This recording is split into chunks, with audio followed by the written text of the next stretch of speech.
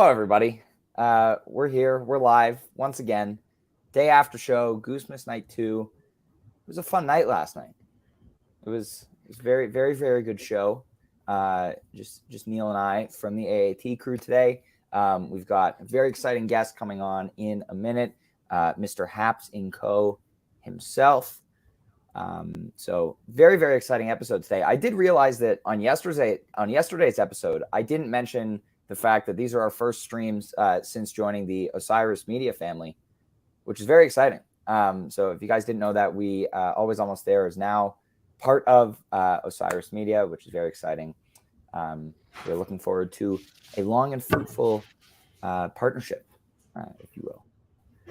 Yes, that's right.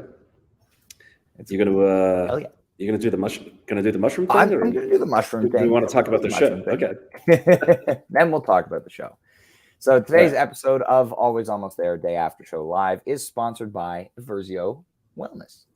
Versio functional mushrooms are here to help right now, whether you are gearing up for a show, going to sleep afterwards, or recovering and restoring the day after.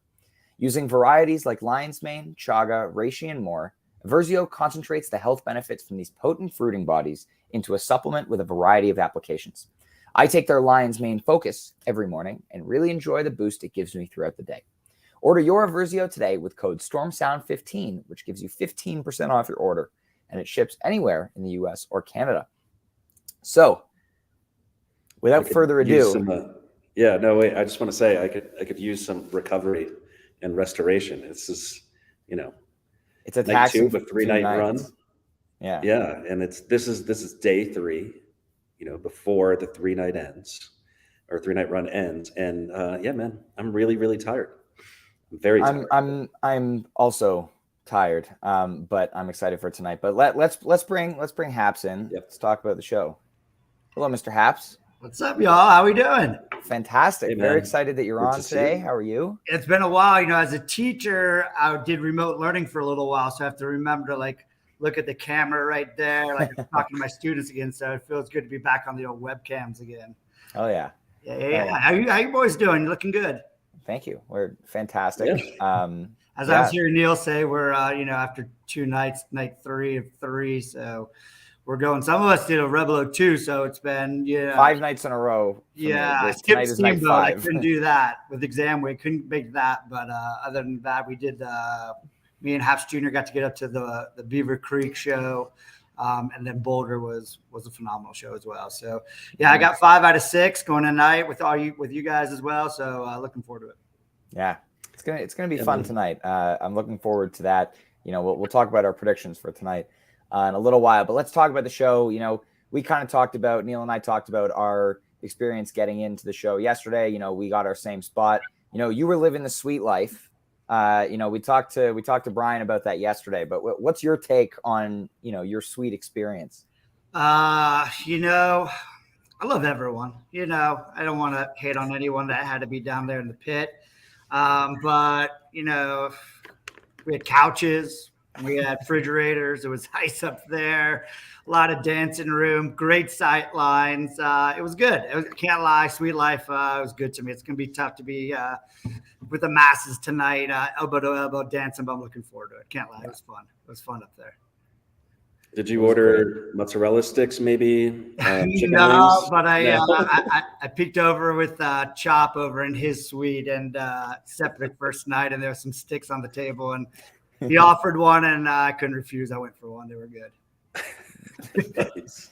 Sweet life with mozzarella stick. That's a pretty good way of doing a show. Yeah. Just so jealous of everybody that got a chance to do that. I mean, I almost sold one of my tickets just so I could buy another one to get that wristband and go up there. But yeah, and you could suite hop up there. Once you had the wristband, they didn't care what suite you went into. So we were, over in 220 with Chop and a bunch of people over there, and then kind of bounced around, found our way over to 202 first night. And I don't know if this was mentioned yesterday. Apologies for not listening yesterday, but I'll make sure that's in the docs and I'll hear it. But we ended up over in 202 first night, and there was 6 of us in a suite that held like 32, and we were directly right across from the kind of catty corner, looking right at the stage from the back, and it was beautiful. And so, we sweet hop, can't lie, sweet Sweet life is good. Sweet life is good. I mean, things were good down in the bowl. I mean, I really enjoyed our spot. I mean, last night was really fun. Yes. Saw a lot of people, gave out about 36 hugs. Saw some really good folks. I mean, maybe even more than that. Yeah. But I mean, we got in nice and early and got to see a whole ton of people that, I really love. We saw, Kathy and Binky, and Ryan introduced me to Matt Campbell, which was really funny. Yeah, we ran into him before the show. We were right across the aisle from Peter's mom and Peter's girlfriend Becky and her family. So, got to meet some cool people. Neil and I were lucky enough to get in on the VIP last night. So we had the early entry and access to that VIP lounge where I ran into Jeff before the show. A man of the people, as he is. Common man, love it. Yeah, yes. I ran into Nate, Neil's brother, outside when we were hitting up Will calling. So he told us where you guys were at down there. So didn't make it over there. Got to see it, like Neil said, saw a bunch of people. Just great seeing people coming in from all around. I feel I haven't been to the other Goosemasses, but first one here, and obviously living here in Colorado. We've been fortunate enough to have some shows out this way recently, so got to see a lot of people here. It's great, just great seeing people. A lot of smiles, a lot of hugs, like Neil was saying, and very fortunate. It's been great. Hell yeah! Well, let's talk about the music. Let's talk about the actual show. First, let's go with the first part of the first set, opening sequence, Carol of the Bells, Turbulence, Atlas Dogs. Haps, what are your thoughts on this opening? Love the Christmas songs they were playing. Those that were in attendance know they're playing Christmas music before the shows at set break. So it was very Christmas feel. It was awesome. I was loving it. So opened up with some Christmas music. Me and Junior had Linus and Lucy to start it off. Got a little ribbon from Jive last night on Friday night because I put it as the 8 seed and he was busting on me because Goosemas was technically Saturday night, but we threw it on there anyways, hoping we maybe start off the run with it. But love the Carol of the Bells. It's a great song. I can't lie. I text you, Ryan. I was like, I'm having a brain fart, man. I don't know what the name of the song. My brain was going Fifth of Beethoven, somewhere down. I was like, I know that's not a Christmas song, but I know it's a Christmas song. So, so I had a little brain fart. Loved it. It was they ripped it really hard. Great opening right there. And I'm a huge Turbulence guy. Huge Turbulence. It's a rocking good song. And I love the lyrics to it. Just played really well. Crisp, way better. No offense to night one, but the second slot right there versus Everything Must Go from the first night was just kept the momentum going from that Carol of the Bells. And then Atlas Dog, short, sweet, crisp, get it out of the way and keep on moving. Yeah. I really liked this opening. I think I agree with you for sure. Last night's first half of the first set was definitely stronger than Friday night's. Ian says, miss the A-Dogs jam. I do too, but I think it also, it's a great song without the jam. It doesn't always need to. I was just talking to Brian Brinkman earlier today, and he was talking about we were kind of talking about how Goose doesn't really have many songs in the 5 to 6 minute range. Pretty much all of their songs have this jam that ends up going 10 minutes at least. So I think A-Dogs is a great song to fill that kind of 5 minute time frame, energetic, and it's an amazing song. So I would love to see the jam, but I don't think it always needs it. And Turbulence is always, phenomenal. Yeah, I was excited about this Turbulence when I heard the first few notes. I was like, all right, here we go. We're going to get the first Turbulence with Rick's new tone. And, Rick's new tone is somewhat fishy, and this song is a very, very fishy song. And, it delivered. It was really good. I was really excited about it. Definitely raged for that one. Atlas Dogs, is always good to see. Just like you said, Ryan, it doesn't have to be a huge jam, although there have been some pretty great jams out of Atlas Dogs. We think at the first one, was that Portland? No, the second one.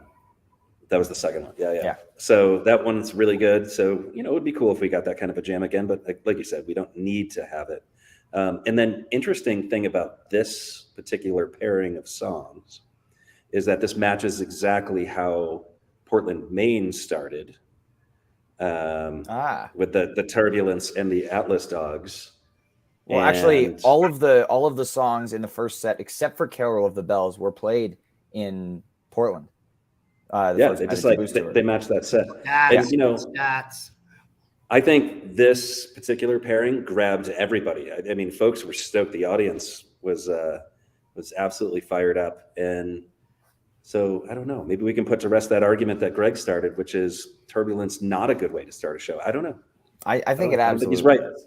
I think it absolutely is too. Yeah, yes. I love it right up front. Somewhere right up front. Yeah. First song, second, right in there, get it going. It's very upbeat. It gets the crowd moving. I felt like needed that after night one, set one, where it was, just felt a little spotty a little bit, trying to find it till we got to that drive. But I felt first set last night was very clean, and the crowd was moving. It was great. It was a great scene, especially again, coming back from Sweet Life, looking down at everyone. It's great to just groove see everyone from a higher up standpoint and just seeing it. And the back behind the soundboard was way more filled last night than it was night one. They didn't I think from what I've heard, they oversold the seats a little bit. So second set of first night, I talked to a guy when I was down there visiting some people. They said that they're letting people down to the floor second set for first night, and it filled in pretty well behind the soundboard. I guess last night, whatever they did, but it was full back there. It was fun watching everyone groove from up top, and Turbulence does that. Turbulence gets me going, and our suite was rocking. Hell yeah. And then the main event, I've talked to both of you about this Flea already today. But this time to Flea, it's the main event of the night, possibly the best jam of the weekend. I don't know yet, but it was really, really phenomenal. Like 23 minutes, it was so good. What did you guys think of this? What were your thoughts? Man, we were talking about it at the show, and actually I have different thoughts now, having re-listened, than I did have at the show. But the first, I think I see like two distinct jam sections in this Flea. The first jam section is that kind of gorgeous, blissed out, churning piano thing that Peter does, which really is reminiscent of those really big Fleas from 2021, which we always talk about because they're all so good. So that part was really awesome. And then there was like a full shift to this kind of funk jam that started a lot sounding like Camel Walk to me. Interesting. And then they kind of move away from that really quick and then just kind of drop into this little funk jam that is pretty spectacular, actually. So I'm a sucker for multi-part jams. This definitely had that multi-part jam component, and they're two very distinct jams, and they both sounded really, really good. Mm-hmm. Yeah, I'll jump on exactly what you were saying. I'm not good at remembering certain parts of a song, more of a common man dance and forget what's happening sometimes at a show. That's me. But I'm listening to the Flea. I'm on like run 3. You can kind of see over my shoulder, that shoulder right there. I get the webcast going right now. And Ryan came in at the end of Flea, and it's been on like twice already today. That's reasonable. It's beautiful, and I got some stream of it last night. My kid loves Flea. Was his first song that he got into when we started listening to Goose a bunch of years ago. So got a little capture of that, sent it to him, and he was jazzed for that. Wasn't on his list, but either way, beautiful song. I turned a couple people that I were with, and I said, let's go 20 plus on this. Like, I was really feeling it after the Turbulence right there coming in. I was like, let's just take this for a ride. Let's dance this off for a little bit and go. And that's kind of how and it went. And I was like, this is great. Especially when Rick changes over to a different note, like, okay, we're going to get that second jam coming in. Mm-hmm. Beautiful, beautiful Flea. Best Flea I've heard in a long time. Can't lie about that. Yeah, I think, Ryan Molnar said that in chat, but I think Flea of the Year for sure. I mentioned in my Jam-Base recap that went out earlier, Flea has had a much tamer 2022 than it did 2021. Like there were a ton of big versions last year, especially last fall. Thinking about it, starting with the 48-48 version, and then Houston, and then what was it, OKC and Chicago, like for the New Year's run. So there were a ton of huge Fleas late last year, and then this year it's kind of been relegated to more of that first set placement. There are a few standout versions, just off the top of my head, Knoxville and the Wilmington one. come to mind, which the Wilmington one actually is an underrated pick to be somewhere in the lower half of my bracket, but that's for a little while. It's another podcast. That's for another podcast that's going to be like 3 hours long. I'll also, point out the intelligence of the crowd last night when Peter went to us right before the jam, and he's done this a bunch in other shows for Flea when he's singing, the elevator, blah, blah, blah, see you later. And then he always says, let's hear you out there. Yeah. And a lot of times at the shows, everyone hears that and they just go, rah, and scream, Yeah, people said alligator last night. Yeah, and they all yelled, like 6,000 people yelled alligator. I was like, what intelligence these people have right here. They knew what was happening. So yeah. And I knew that was going to happen. I was like, I knew it was going to go to us. I was like, let's see if everyone's just going to scream bloody murder or just, or yell alligator or so. Tip cap to those 6,000 there that knew it was coming. Yeah, and I do want to give Peter so much credit during this jam because, his piano work, we talked about on the pod yesterday, it seemed like he was purposely trying to play more piano without, using synths and vintage vibe and organ all the time, which he still was. But this felt like another laser-focused piano jam that he was absolutely killing it on. There was a nice little clav section as well. Obviously, we all know that I like clav.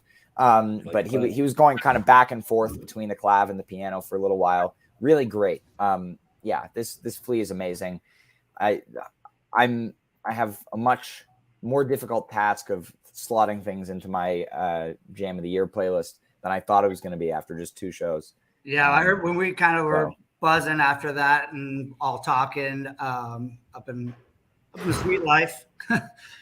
Humble brag there about that going right to the Sweet 16. Definitely. A little hasty, that's what we're doing right in the middle of it. Felt good. That's what we do at the show, real good. It's just like that Sweet 16 material. Let's do that. So yeah, absolutely. So then after that big Flea, we get our cool down, our pretty much lone cool down of the night. Western Sun, always a great tune. And then we get Tumble to close the set. 20-minute banger. My thing about this Tumble is I wish Peter had stayed on guitar. We talked about a lot during Taboo's tour as well, how much he's been, going back to being way more keys heavy in jams, even in songs like Tumble or Madhavan that normally have guitar on the jam. So the beginning of this Tumble where he was on guitar, there was some really great, dual rhythm work with him and Rick, both playing rhythm very differently.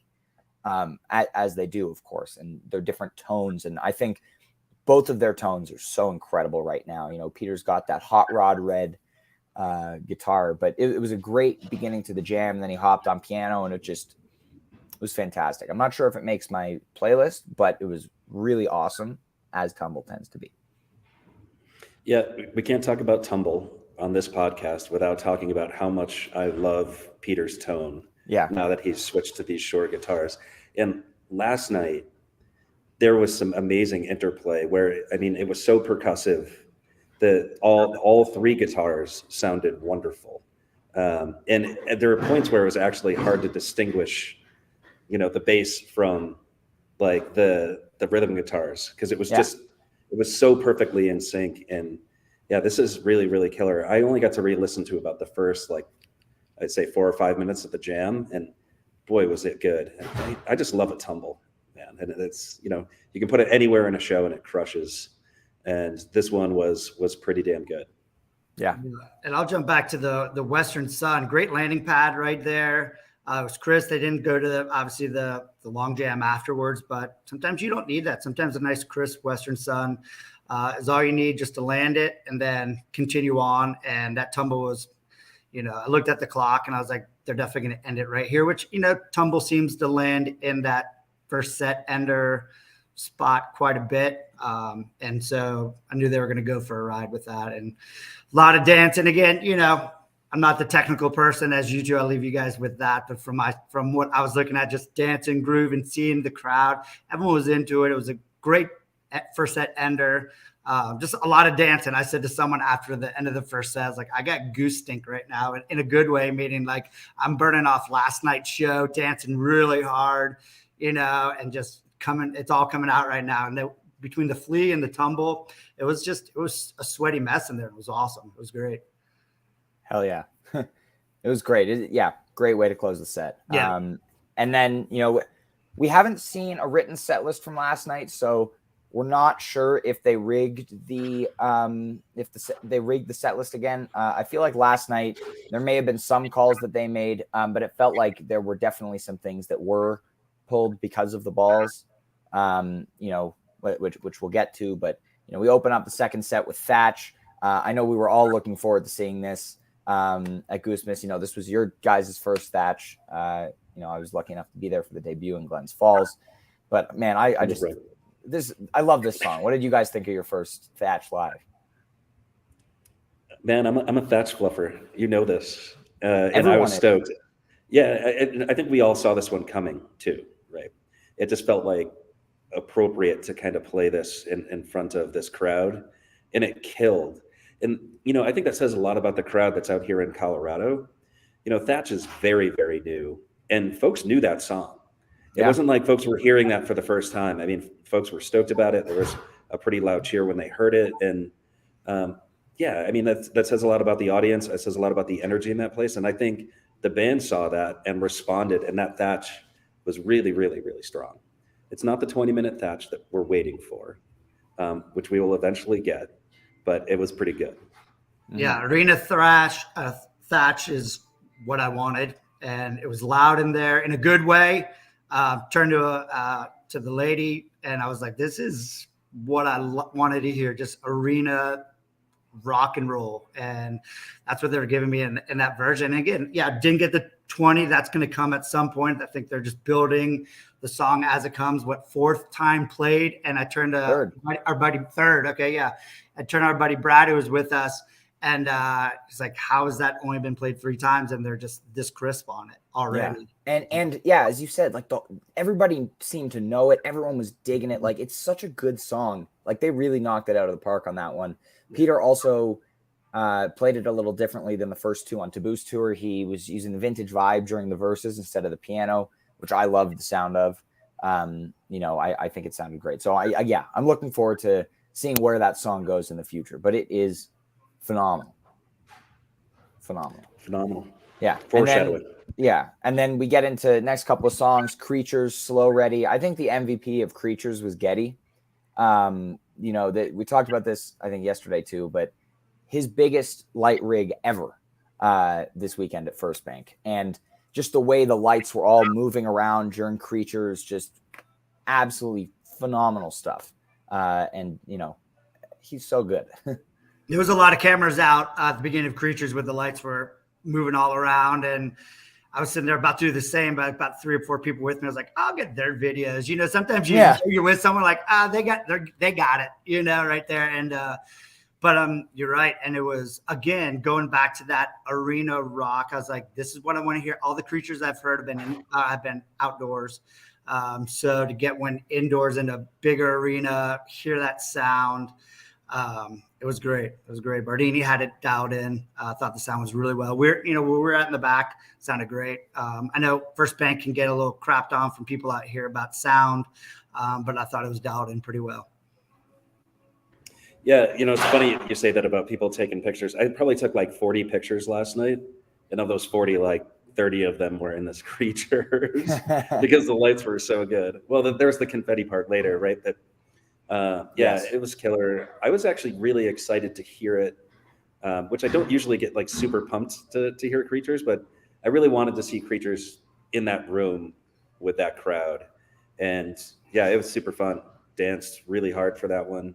It does what it does in a set, and that was really, really fun. And I think, like you guys are saying, it gave Getty a chance to shine and kind of do his thing, because it's got that kind of 4 on the floor section where like you can really time up the lights really nice with it. And I think it came out pretty good. Yeah, it was excellent. And then, so the next song, the Slow Ready Jam, is what makes me think that they weren't rigging the balls, because it was weird that they only did the jam and not the song. Like I'm curious, like, I didn't really hear I didn't really hear what Peter said when he pulled it, whether he said Slow Ready Jam or just Slow Ready, and they decided to just do the jam. But I'm curious the thought process behind why they decided to just do that part. It was cool, but I'm wondering why. Yeah, I mean, yeah, they easily could have just done that first part. You and I were talking about this earlier at breakfast, but they could have also just ignored the ball and just played the whole song. They had no reason to just do the jam, but I mean, it was cool. It is the best part of Slow Ready anyway. So, it wasn't really missing the verses or anything like that, but you got the big peaks, you got the arpeggiator section, and it was good.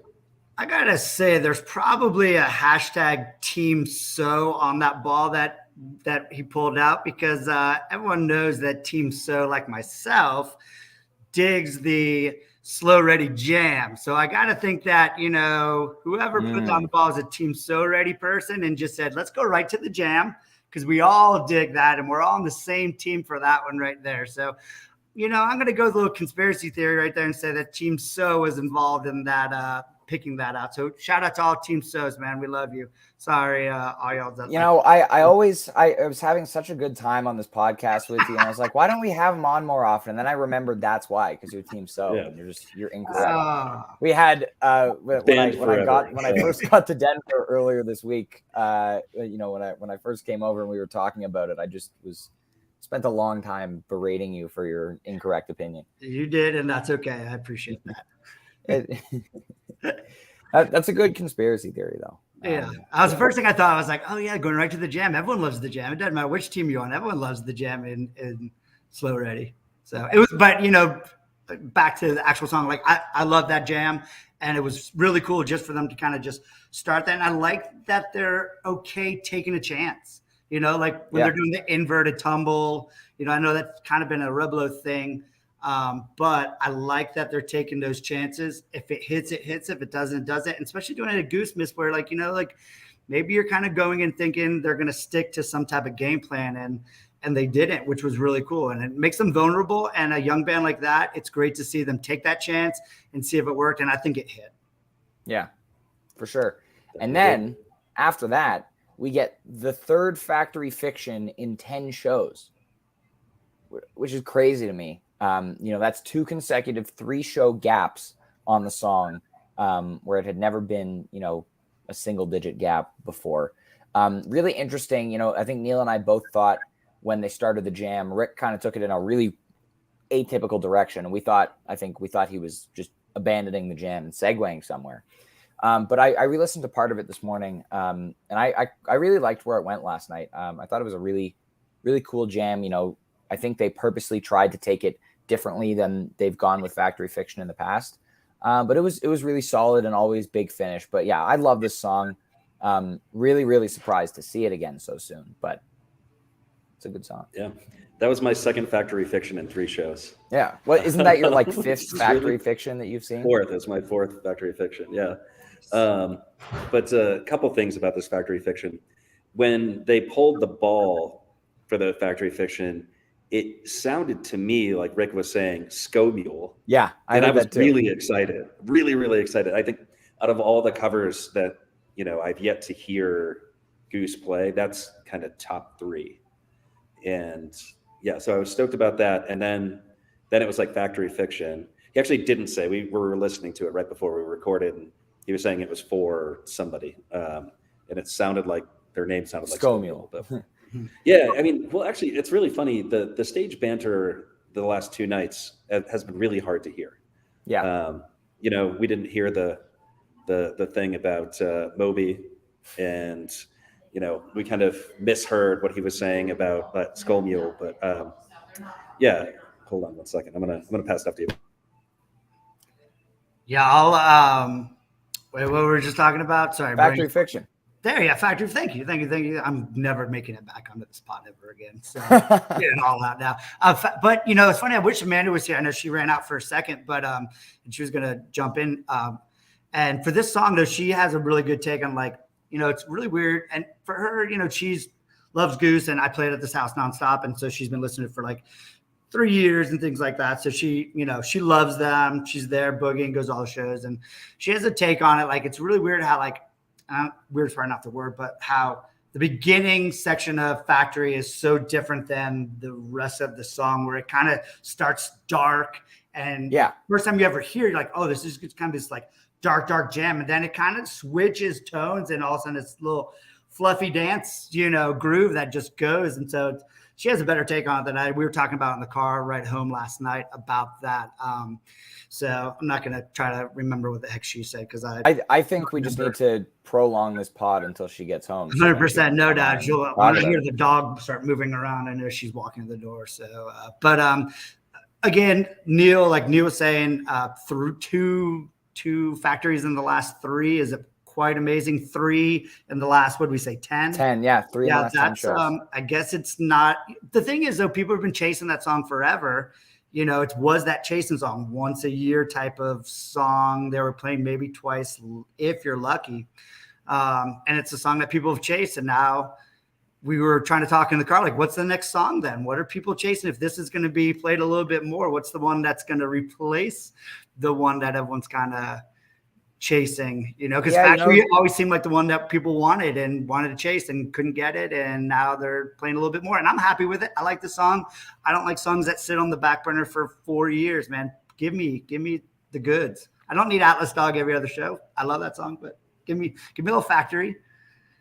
Yeah, could be Elmeg. That one's getting played 2-3 times a year at this point. So less than Factory Fiction. I think that's the original that's in the least rotation outside of something like maybe the Labyrinth or like Dragonfly, stuff like that. I think Labyrinth is on like a 40-something show gap right now. Last played in Dylan. Maybe it's not 40. I digress. Moving on with the second set, we got a nice tight Animal, the way I like it. And then, nice like elephant and animal sounds from Peter. Yes, I do want to mention these Turkish Hills comments. I did put a ball in the thing last night that said Turkish Hills on it. I was hoping maybe they'd pull it, but they didn't. That is the bust out of all bust outs. But so Animal with animal sounds, which was kind of fun. And, I love this song. It's just such a good song. Yeah, not much to say about this Animal. I do want to go back and finish my thought on Factory Fiction. Yes, please do. I'm in the hallway at the hotel, and there was like a couple of people coming by before, so I had to stop short. But this Factory Fiction was interesting because it did sound like they were taking this somewhere truly unique, which you were talking about, Ryan. And that has me a little bit excited because at this point, I'm getting bored with Factory Fictions a little bit. It's almost like, I don't know, the shine on the song is that you're hearing it and it's rare, just like what Haps was saying, right? And like now that that's gone, the song has to do something to make it exciting. And I think when we look back and you think about Bingo Factory Fiction, that is an incredible jam. Yeah. So they have proven that can be an amazing jam vehicle. I think every version since really hasn't gotten anywhere near that. But last night's version gives me hope for this song that they're going to kind of make it a special jam vehicle. Mm-hmm. And I think that is the thing that Factory Fiction can do now, because it's just not the roar that you got at Westville when, people were so thrilled to hear the song again. So just want to talk about that. And then just briefly talk about Animal. I did think the synth like Animal sounds like hit really well. And Peter was just having the time of his life doing it. I mean, he was like laughing and there you go. Exactly what Ian said. It was hilarious. I hope that sticks around. I think it's hilarious. Yep. Yeah, and then we get the long-awaited Colorado Dripfield finally making an appearance after not being at Red Rocks. It was necessary in the arena. Dripfield is an arena song. We know this. We've been saying that since it was first played in an arena in February. And it hit like it always does. Wasn't the longest version. Jam didn't get that deep, but it was still great. It's Dripfield. I got no complaints. Yeah, I thought.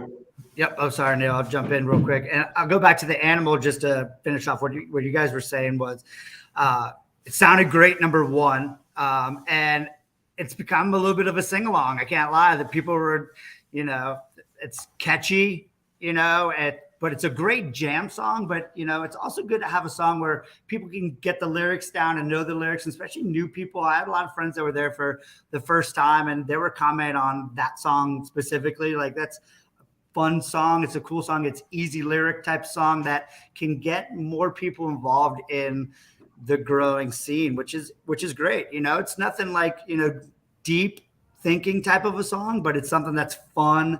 People enjoy it. They know the lyrics, and people were singing along all around with that. And that kind of add that twist into, and of course the animal songs, the animal sounds, we looked at each other and started laughing when they were making those songs. So want to jump in on that with the animal. And then, the Drip, there was a lot of talk being at Red Rocks. I wouldn't say people were disappointed in the Red Rocks set list on how they went. Again, I love that bands kind of go exploratory, especially that. But I think we all expected the Drip to happen at Red Rocks, and it didn't. So, I mean, it was, if you were a bet man, coming with that Dripfield last night was, you're probably the 8-pointer. Yeah, definitely. 8-pointers, definitely. I had it up there. I think I had a 6 right there. But me and Haps Jr. both had Drip, so I'm sure a lot of people did as well. But it was great. It sounded amazing. Sounded great in there. Again, that arena rock, you know, just sounded great. Bardini had it dialed in. Thought the sound was great for that venue, and it sounded great. It sounded amazing. It was a great version. Really happy with it. I haven't heard it yet. Again today, it's somewhere on there playing right now, but we'll get to it. It was beautiful. I can't wait to hear it again. Yeah. I mean, Dripfield, I think, can go a couple ways, right? They can jam it. They have jammed it. I think every time they've jammed Dripfield, I've really liked it. Or it could be more like this, which is a killer set 2 closer, right? It's almost like we were talking about SOS yesterday, where SOS just crushes. Doesn't matter. It doesn't matter if it's different than versions that you've heard before, and you know exactly what you're going to get when you hear it live. Doesn't matter. It's still awesome. The performance is just so good. And then this Dripfield last night, perfect performance, I think, you know, if you're just kind of thinking about the standard play of the song. And then, of course, the confetti and everything that came out during it. That was during Drip, right? That was during Drip. Yeah. And I mean, that kind of took my attention away from the music for a minute. Oh, it's Amanda. Hey. Hi, Amanda. How are y'all? Fantastic. So we were told by your husband that there are some opinions of yours that we need to hear factory fiction. I would love to hear them. Sure. Yeah, cool. So I know people get super stoked when they hear that, and a lot of people have been chasing it for a long time, at least up until recently. My thought is that I love the song, but the intro, for me, has never fit the rest of the song. And I almost feel like you have 2 very different things happening, which is not bad, but I'd love to see the intro kind of take off on its own and become its own thing at some point. Yeah, that would be cool if they stretched out and kind of explored that motif. I like the contrast between the intro and the rest of the song. I think it's cool. But yeah, I definitely agree with you. I would love to see them take that somewhere. Yeah, and Katie, she's staying with Katie. I'm gonna dox her real quick. Katie ATL on Twitter. She's with us. She's out right now, but she loves the Dark Goose, you know. And she was telling us how her and a friend back in Atlanta, not really 100% sure there, but her friend, they talk about Goose when they're getting into it. And like the one thing that they wanted was Goose to get a little darker, you know, with some of the songs. And like, I agree, like that Factory is that dark sound. Like it would be cool to get that sound a little bit longer, stretch it out a little bit, you know, and kind of go with that. But there was many times last night where we looked at each other like, ooh, they're getting darker here. Having Spuds on drums, just getting a tribal. I turned to you a couple times, like, here comes tribal drums right here. And he's just kind of going all around. And I love that. I love when they get that tribal drum sound that Ben does. It sounds great. Yeah. And it's almost like that little section in Turn Clouds too. And I don't know if you would call it a break or whatnot, but there are these kind of moments where you kind of see that there could be the nexus of a brand new song or something. And that's how talented I think they are. There's this sectioning they have within all of their compositions is so interesting to me. Yeah, for sure. And yeah, Drip was a great way to close out the second set. And then the encore was cool, you know, very, very, very quick encore. Hot Tea, Linus and Lucy Hot Tea, you know, at this point, I was getting worried that this was going to be the first Goose Miss ever with no Linus and Lucy. But we got it in that hot tea, which not much of a hot tea really. Like didn't really jam any part of it at all. Skipped the Peter solo. So I wonder if I wasn't looking at what time it was, but I'm wondering if they were coming up against curfew for that. But I think they played later on Friday, so I'm not sure. But it was cool. Happy to see Linus and Lucy getting its traditional play. And I'm currently having a very good track record with wearing the shirts that I've designed, and they usually play the song for the shirt that I'm wearing because I was wearing my hot tea one last night. So Nate, we'll see if we get this tonight. There we go. Yeah. Right. Yep. We'll see. I support that. But yeah, what did you guys think of the encore? I mean, I don't have much to say about the encore. I mean, I think it was nice. It was like a nice little parting gift from the show. Didn't rage the way that I expected hot tea to rage, but it was cool. You slide in the Linus and Lucy. I think if this was a thing that Goose normally did, I would have been really not stoked on it. Yeah. But the Christmas songs just kind of slid in there, and Goose Miss are kind of neat, and it's nice that only happens once a year. So I'll say that. But yeah, otherwise, yeah, it just didn't have much. There wasn't much energy to it, and I feel like that Linus and Lucy interlude that they did in the middle of that hot tea kind of let the air out of the tires a little bit. Yeah. But I think folks were tired too, and folks were ready to go home. There was 2 nights of pretty hard raging. Yeah, I know I was ready to get out and just. We were hitting those sweet chairs pretty hard up there. Can't lie. Sorry, we were on the floor. Floor looked real comfortable, but sweet life. We had some comfy seats. We had to sit down every once in a while. That's old people right there. But I'm gonna speak for yourself. Oh, sorry, my bad. No, we were raging up there for it. And same thing for T. And now me and Junior had Linus at the 8 spot. So we were texting with our friend I was here with Haps Junior, and she was reading the set list I was coming in, and he was waiting for that Linus to hit, and it wasn't. And so we were kind of chatting with him back home. He's like, when are they playing that? And he was asleep when we got home, but I told him in the morning that it hit in the encore slot. So you should have gone into his room when you got home, wake him up, be like, they played it in the encore. You know what? I have gone in there and woken him up for songs before. I can't lie.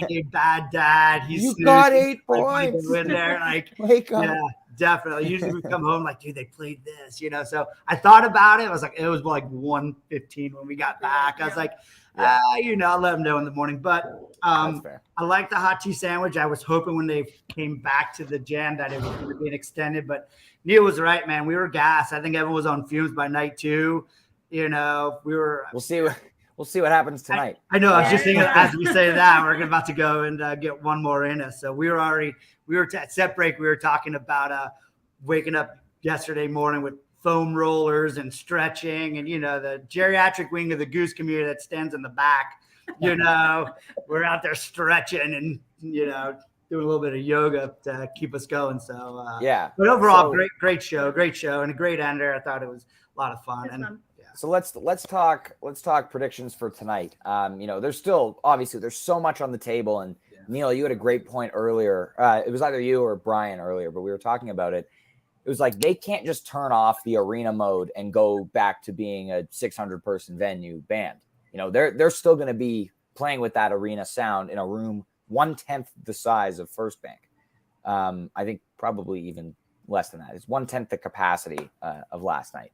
And so I'm so excited to hear and see how they go, how they make that transition. Are we going to get Born? Are they going to play Born? And there's so much on the table, like Madavon, All I Need, Redbird, like all these songs. And yeah, Jesse, great point about, Rick's tone adjustment. Like we're going to hear that arena rock tone in the small venue. So I'm excited. What are you guys expecting for tonight? You hit the ones I was thinking. I was thinking Hunger Side opener. Just have that feel that's going to come out right off the bat. But big Madavon, big Redbird, second set coming. I think a 726 is probably out there somewhere just because it was on that set list. Here's Junior right here. You want to come say hey real quick? Tell me you got your Linus and Lucy. Everyone, Haps Jr. right there. He's the one that kicks all your butt at fantasy. Yep. Right there. So for real. There's a whole There's a whole Haps clan, everyone. There we go. We're very happy. All right, can we get a prediction from Haps Jr.? Haps Jr., what do you think tonight? Don't give everyone your 8-pointer, though. You know, be selective what you want to give them. Probably like a nice 726. 726. There it is. He's going 726. The Haps Jr. prediction. So this is now the second full family that we've had on Always Almost There. So very, very exciting. Yeah. I definitely, when I saw the 726 on the list a couple nights ago, I was like, you know, we thought a couple times it might have been a landing song last night, but didn't go to it. But Madhavan, I think that's coming up. I saw a lot of the sweatshirts up there. So Jive was representing through the whole the arena. Everywhere I worked, I saw one of those. So it was good to see that. So, you know, I think that's a good omen for what we're going to see, a pretty big one. So, yeah, I'm pretty stoked.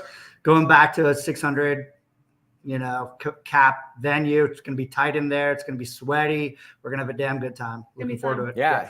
You know, I'm worried about you guys and Brian after being in the suites, having to, you know, be packed in with us like that. But yeah, I'm excited to get to do a show with you guys tonight. It's going to be great. You know, hope to see lots of great people tonight. You know, it's going to be fun. There's going to be a lot of fingers in the air tonight outside that venue because I know people Absolutely. I mean, there were some, I mean, I can't lie, like the last 2 nights, there were tickets, people couldn't make it, things happened. There were some tickets, but I mean, it was packed, it was sold out, blah, blah, blah. But tonight, everyone's texting, I'm getting my phone's blowing up. People are trying to get in, you know, so it's going to be one of those everyone's trying to get into tonight. We'll see what happens. Yeah. Neil, what do you think? Yeah, wait, so predictions. Well, I'm hanging my hat on a Madhavan for tonight. Like, I mean, I want it so bad. I mean, this is like not even like a fantasy Goose discussion. Like, I want to see Madhavan in that room with the 600 people that really, really want to see this band, right? Correct. Everybody that's in there, like nobody's casually picking up a ticket and walking into the show tonight. Somebody, if you got into this show, you worked hard to get into the show. Mm-hmm. So I think Madhavan would be amazing. I hope they kind of sprinkle in something kind of special, like This Old Sea or something like that. I think that'd be pretty awesome. So, yeah, those are the only two that are really sticking out in my mind now. Scomule, they should play Scomule. Actually, I'm going to put that into the universe right now. Let's get a Scomule. Yeah, I would definitely be okay with that. So that would be spectacular. So that's what I'm thinking about for this one. But really just thinking about that one song in particular. I hope the Madhavan goes down tonight and just absolutely rip. Yeah. Well, and unfortunately, you know, we're not going to be doing our day after show the day after the show. We're going to do it on Tuesday because tomorrow at the time of this show, all of us will be in transit back home and not able to join the podcast. So Tuesday at 3:00 p.m. Eastern, 1:00 p.m.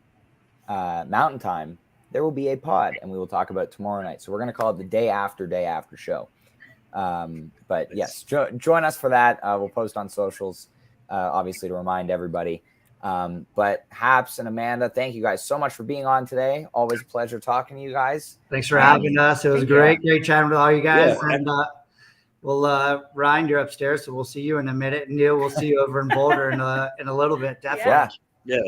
So stoked that we got you two on the show. You know, known you guys for like a really long time. Haps, we met out in Montana, and you know, Amanda is a real professional podcaster.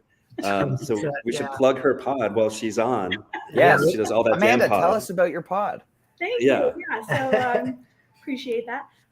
So All That Jam Pod is a weekly lighthearted look at the scene, 30 minutes, kind of like your drive time commute jam band news show. We do a lot of audience participation stuff. And this week, so I guess dropping tomorrow, we've got half of Dopapod joining us. Ooh. Really good chats. Wow. Awesome. Yeah. That's exciting. Well, check out All That Jam wherever you get your podcast. Exactly. Yeah. Right. I don't pod. I just listen to her do her thing and support what she does. And just happy to spread a lot of love in the Goose community, man. You guys are all great. Yeah, and love it. having a really good time growing in this scene. Great people out there. You two, especially in the whole always almost there, almost always there. I know I was going to butcher that one. We do that frequently. We do it too. Yeah, nice. So shout out to Kev out there. We love you, man. and get well out there, bud. We'll see you at the next show, definitely. And yes. And D was fun dancing with last night, and he was up in the suite with us as well. So shout out to D. Love dance with him. Every time I get a show with him, we dance like crazy. It's like good thing the cameras aren't on us because we're doing some funky dancing. Definitely. So it was a lot of fun, and that was good. Thanks for having us. We appreciate it. And if you ever need us, you know where we're at, man. We'll jump on. We got Absolutely. Absolutely. So we'll see everybody on the pod on Tuesday. Talk about tonight. If you're going tonight, if you're webcasting, obviously, share your thoughts with us on social media. If you see us at the show tonight, please say hi. As we say, we always love saying hi to people because it's great and we love this community. So that's all for today's episode of Day After